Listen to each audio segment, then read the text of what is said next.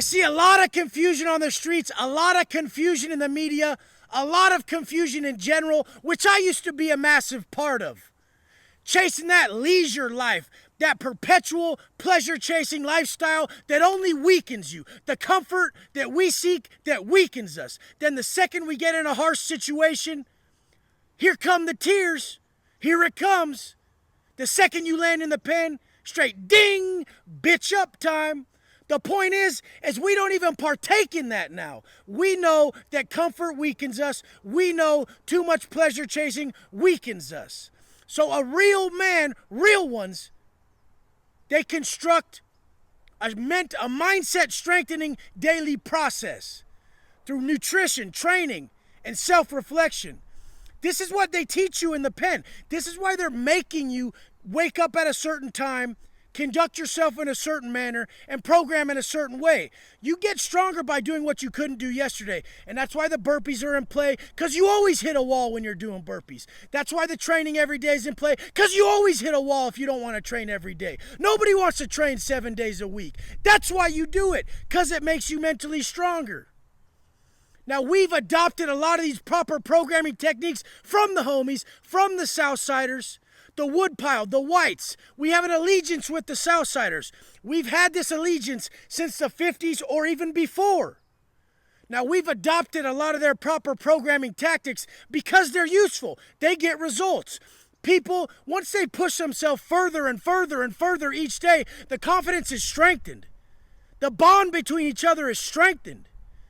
That's why there is roll call. That's why we do get up at a certain time. That's why we owe our people yard time. That's why we owe our people a certain amount of dedication and sacrifice and put our lives on the line. Everybody's missing this. What can you give to your people? How much sacrifice can you endure? A lot of the homies I did time with, like Sosa from Fontana, much love, big dog. He would always have the spot. Big homie, 240, yoked out. Every time I walk by his cell when he's on lockdown, I'm seeing him just crank out sets of 20 handstand push-ups. I just see his feet in the window. Dink, dink, dink, dink, dink. He's just smashing them. And like any leader, he got a lot of hate from the people below him that wish they had his spot. That's the funny thing about when you're calling the shots. Always somebody trying to take you out. So you got to be tougher. You got to run it harder. And the fact is yeah, not all leaders are yoked out, but when one does step up, and he is yoked out, and he does speak a certain way, and he does inspire, and he is a true leader, it's a different fucking level. I get debates on here all the time. Not everybody's swole that runs it. No fucking shit. But if he was, he wouldn't be greater? Come on now. We don't need to split hairs, but this is how it is. We all know what we admire, and when one works to acquire that, it's not debatable. When a simple motherfucker talks shit on someone who worked hard for his money, and he says, Mommy and Daddy must have bought that, that's just because that simple motherfucker wishes he was that motherfucker, not the bitch who's looking up to it, talking down on it. Don't ever do that shit. Give the next man praise when he earns his shit correctly. But anyways, lots of homies I've come across who run that shit in tough. Sosa from Fontana was one of them. Another one was one of the oldest cats I came across, and they're at about 65 years old. Speedy from Sangra. Speedy from Sangra was the shit. Me and Speedy would be waiting by the door to go out to yard to hit those bars every day. And when it was cold out, we'd be ready. We'd be strapped up, jacket on, 2 pairs of gloves on, some dishwasher gloves as grips to hit that bar harder when it's wet or even when there's ice on the bars. The point is, why do I get so pumped up on this? Because I don't understand why people don't realize that you're constructing who you are internally. A soft-ass motherfucker lived a soft-ass life by choice. I don't care if you were in the pen or on the street. Motherfuckers in the pen are softer than motherfuckers out here because they choose to placate pleasure all day instead of willingly sacrifice. That comfort is killing motherfuckers. You know, in third world countries, what they call a chair is squatting down. That's a fucking chair. And that's why they don't have back problems, because they're not fucking sitting in some comfortable shit all day. They're fucking earning it. The point is everything that we seek for comfort is what weakens us like a motherfucker. And these proper programs in place in a place like prison are what turn men into beasts. And that's the thing. I don't give a motherfuck if your boy did 15 years and he was hard for the first 4 and came out with tits on the last 11. You can be a fucking beast motherfucking today by choice, and you could bitch the fuck up and be a straight princess tomorrow by choice. That's why I never take a day off. I don't let that shit creep in. I don't like the feeling of it. I only see myself as getting harder, getting stronger, pursuing more goals. And the best part is, I take myself out of it. I ain't even worried about myself. The point is I'm on autopilot. I do this. I live this way. I've been like this. But what happens is, for me, I watch the people I care about slide when I slide, so I can't slide. And that's what I'm seeing next. I'm thinking, damn, my people are going to slide when they see me slipping. I can't. So I fucking step my game up for them. This is what works. The emotional motivators, the true motivation, bringing your people up. That's that selfless motivation. That's that shit from within. That's that shit when you hear that song from those people you love and you can move a motherfucking mountain. This fucking shit is no game. You never sat in the back for no 10 straight.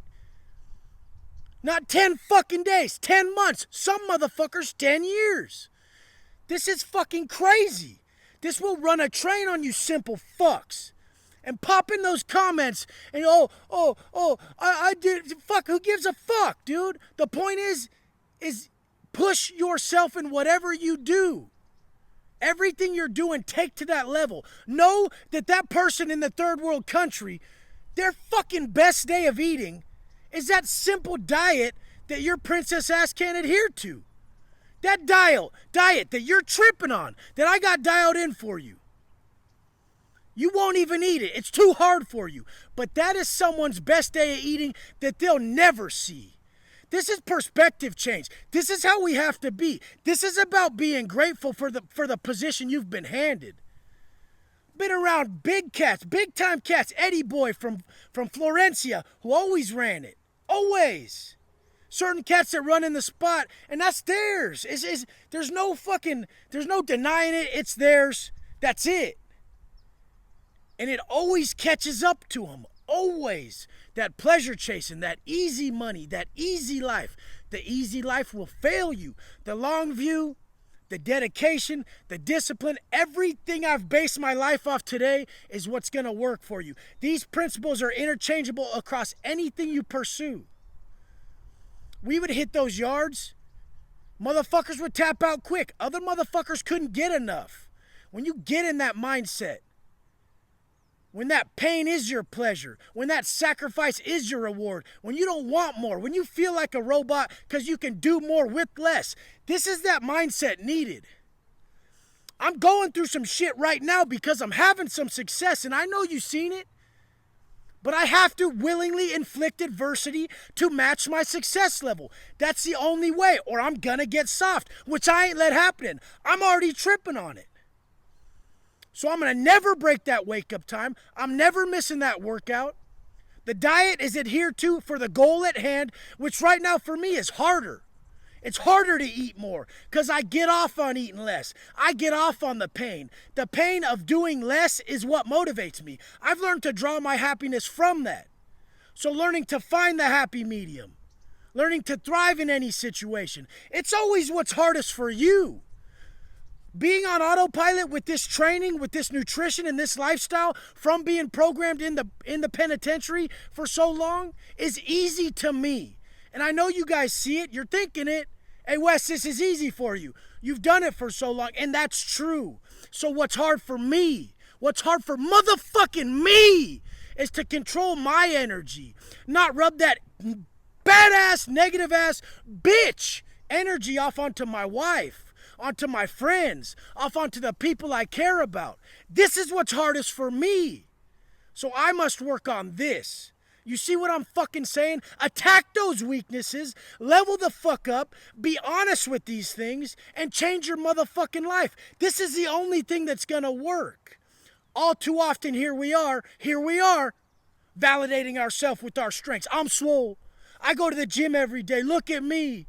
When in all reality, my evident weakness is that I push people away. That my energy is too harsh. That I need to calm it the fuck down in certain situations. There's a time and a place for everything. Some people get on here and say, Wes, don't yell so much. You're going to have a heart attack. Motherfucker, the person who says that needs a little more yelling in their life. And the person who doesn't needs to send a little more love, needs to be more compassionate. Always creating habits on the other side of our weakness. If my weakness is truly staying fucking positive, staying grateful, not being rude, being kind, then I have to create habits on the other side of this. This is how we win. This is how we level up. It's about accountability.